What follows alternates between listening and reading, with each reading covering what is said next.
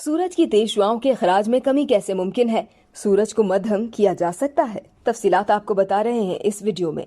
दुनिया भर में तेजी से रोनुमा होती मौसमियाती तब्दीलियों पर काबू पाने के लिए कुछ साइंसदानों ने सूरज को मध्यम करने के बारे में गौर करना शुरू कर दिया है।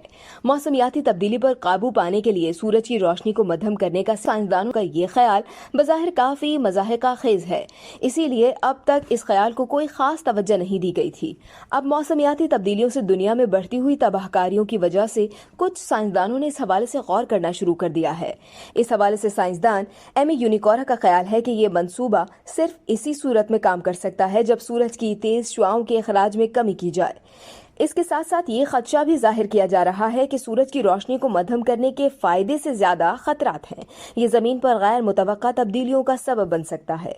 सूरज की रोशनी को मध्यम करने से आने वाली जिन गैर मुतवक्का तब्दीलियों का खदशा जाहिर किया गया है, उनमें सबसे बड़ी तब्दीली बारिश के अंदाज में रोनुमा हो सकती है, जो आलमी सतह पर कहत का बाइस बन सकती है। इस वीडियो से सिर्फ इतना ही। मजीद जानने के लिए सब्सक्राइब कीजिए डेली जंग यूट्यूब चैनल और लाइक कीजिए डेली जंग फेसबुक पेज।